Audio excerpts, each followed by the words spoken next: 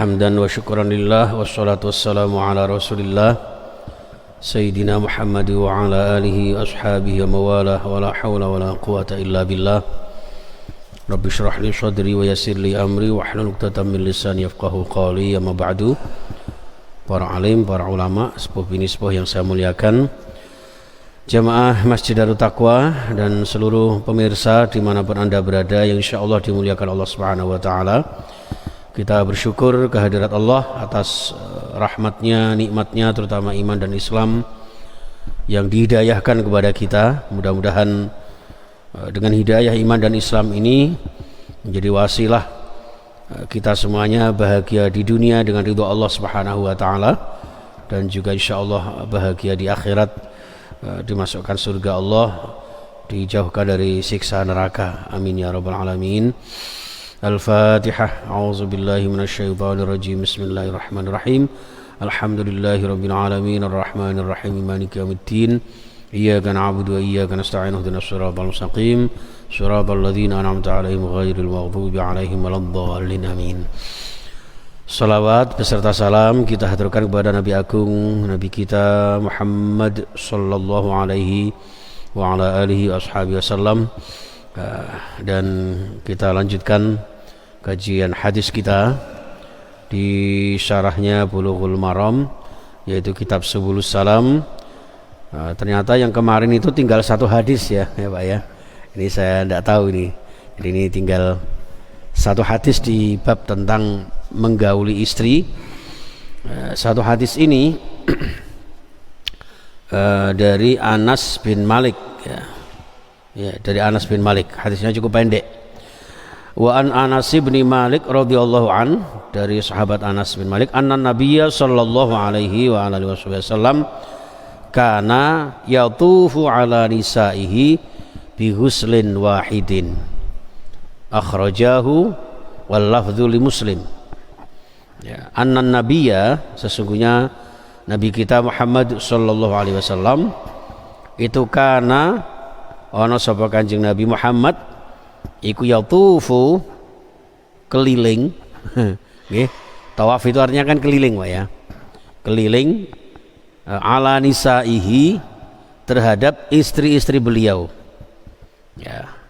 Bi ghuslin wahidin, dengan mandi besar yang hanya sekali. Dengan satu kali mandi besar. Maksudnya keliling itu apa? Masuk bojone dikiteri ngoten. Mboten. Jadi keliling itu maksudnya apa ya? Bahasa kasarnya menggilir lah nggih. Jadi dari beberapa istri beliau itu, beliau dari Sofia, dari Hindun misalnya ya, ke Aisyah dan sebagainya, itu hanya sekali mandi. Oke, hanya sekali mandi. Lalu bagaimana yang istrinya hanya satu? Kata jenengan yang istrinya cuma satu ini ya, itu ya maksudnya itu sekali mandi dari sekian kali panjenengan menggauli istri. Jadi dengan beberapa kali kalau jenengan berhubungan suami istri itu boleh dengan satu kali mandi. Kecuali kalau misalnya kita mau sholat subuh ya, walaupun hanya satu kali ya harus mandi besar, sholat subuh. Nah mungkin setelah sholat subuh mau tanduk atau mentong atau ronde kedua ya monggo, nah gitu. Bahkan dalam satu riwayat itu Syekh Abdul Qadir Jilani itu pernah dalam satu malam itu bermimpi hadas besar itu sampai 41 kali. 41 kali. Tapi dari 40 itu setiap kali bermimpi bangun beliau mandi. Tertidur, mimpi lagi, bangun, mandi lagi. Sampai 40 atau 41 kali. Padahal dalam riwayat itu disebutkan suasana cuaca sedang dingin. Itu menggambarkan bahwa ya, bahkan dalam satu riwayat juga disebutkan sebaiknya setiap kali hadas kula jenengan bersuci. Ya. Mau berapa kali dengan istri kita, itu ya berapa kali itu pula kita melakukan mandi besar. Itu yang paling afdol. Ya, jadi misalnya kita mau berapa kali ya berapa kali itu kita mandi wajib. Nah, itu ternyata hikmahnya di samping tentunya masing-masing itu ada pahala dan kebaikannya dari Allah Subhanahu wa taala, toh juga mengandung unsur fresh ya dalam diri kita. Itu seperti itu. Tapi seandainya misalnya kula jenengan sekian kali kemudian hanya satu kali mandi, inilah riwayatnya yang sahih. Ya, jadi itu juga boleh. Silahkan ya. Jadi wal hadisu dalilun annahu kana la yajibul qasmu alaihi linisaihi wa huwa dhari qoulihi ta'ala turji man tasya'u minhunna. Jadi Kanjeng Nabi itu ya sebagaimana juga dalam surah Al-Ahzab 51 ya, jadi Kanjeng Nabi itu tidak mengharuskan ketika seorang suami yang memiliki beberapa istri lalu kemudian harus mandi setiap mendatangi istrinya. Tapi boleh setiap satu kali mandi itu untuk sekian kali kula jenengan berhubungan suami istri. Jadi itu kesimpulannya jemaah sekalian, hadis yang cukup pendek, dan kali ini mungkin yang sebaiknya juga kita ketahui ya, apa sih yang disebut mas kawin itu ya. Kenapa mas kawin kok bukan mbak kawin gitu. Ini nggak tahu sebutannya kok mas kawin ya. Gitu. Nah, ini juga tentu harus menjadi perhatian kita, karena pintu gerbang utama kita dalam mempersunting istri kita adalah dari pintu gerbangnya mas kawin ya. Dalam bahasanya sekarang anak-anak itu kemudian melakukan tunangan. Tapi tunangan itu juga harus hati-hati, karena dengan tunangan itu seakan-akan kemudian sudah dibolehkan segala-galanya, kesana kemari ya, bergandengan dan sebagainya, itu tidak. Maka sebaiknya setelah tunangan itu secepat mungkin harus segera dinikahkan, lebih cepat lebih baik ya. Mas kawinnya banyak lebih bagus, sedikit tidak apa-apa, yang penting ikhlas yang memberi dan ikhlas yang menerima ya. Nah, dalam bahasa Arab mas kawin itu disebut dengan as-sadaqu ya. As-sadaqu bi fathis shadi al-muhmalati wa kasriha. Boleh as-sadaqu, boleh as-sidaqu ya. Jadi mas kawin itu dalam bahasa hadisnya, bahasa Arabnya as-sadaqu atau as-sidaqu ya. Kenapa demikian? Karena ma'khudun minas sidqi, karena diambil dari kata as-sidq ya. As-sidq itu adalah kesungguhan, kebenaran, kejujuran ya. Jadi berarti as-sidqi minas sidqi li isy'arihi bi sidqi rahbatiz zauji ya, raghbatiz zauji fi zaujati. Kejujuran, kesungguhan ya, rasa cintanya calon suami itu kepada calon istrinya. Jadi maka disebut as-sidaq ya. Jadi menunjukkan betapa seriusnya ya. Jadi tidak main-main. Itu kalau mencintai seorang wanita ya harus bertanggung jawab, bersungguh-sungguh dalam mencintainya, bukan dalam pacaran tapi dalam pernikahan. Gitu. Jangan dibawa ke sana kemari baru digeletakno begitu saja ya. Ma'khudun minas sidqi li isy'arihi bi sidqi raghbatiz zauji fi zaujati. Menunjukkan betapa sungguh-sungguhnya seorang suami itu dalam mencintai istrinya. Dalam bahasa ini ada 8 kata ya. Mas kawin itu ada 8 kata Pak, maknanya satu tapi bahasanya macam-macam. Satu, sodakun ya. Yang kedua, mahrun, pernah dengar ya Pak ya, dengan mahar seperangkat alat sholat gitu ya.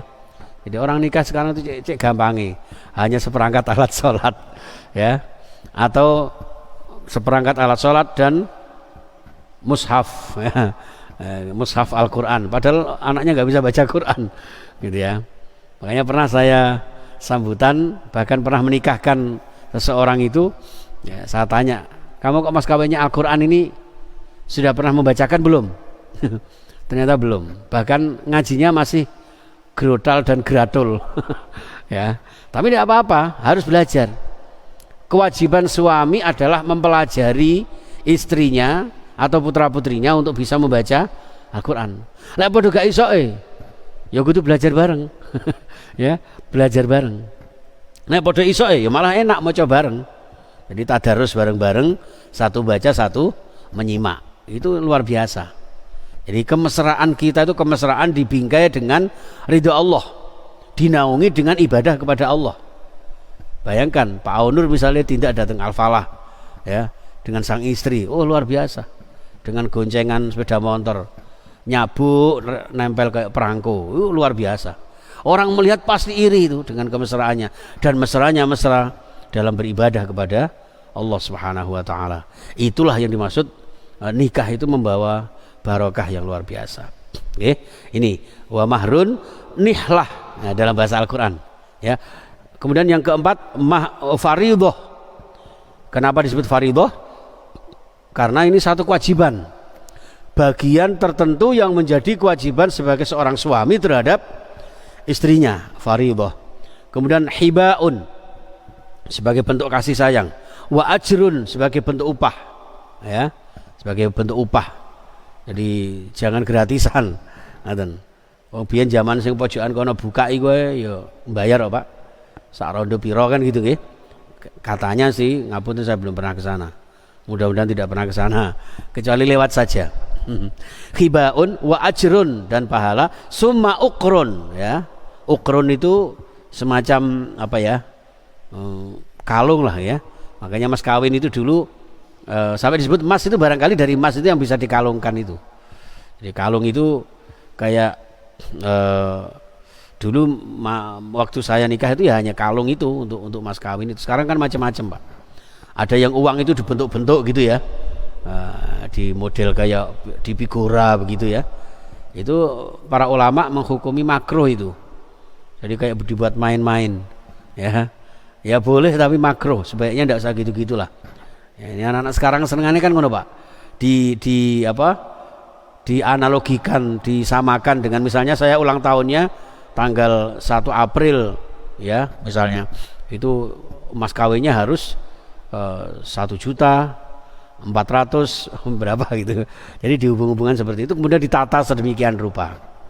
Ya, itu sebagai bentuk kenangan. Kadang-kadang itu yang dikhawatirkan kalau kemudian ini dianggap sebagai sakral, dan mata uang yang mestinya bisa dibelanjakan ini kemudian hanya dipajang, sehingga menjadi sesuatu yang mubazir, yang sia-sia. Itu yang dikhawatirkan.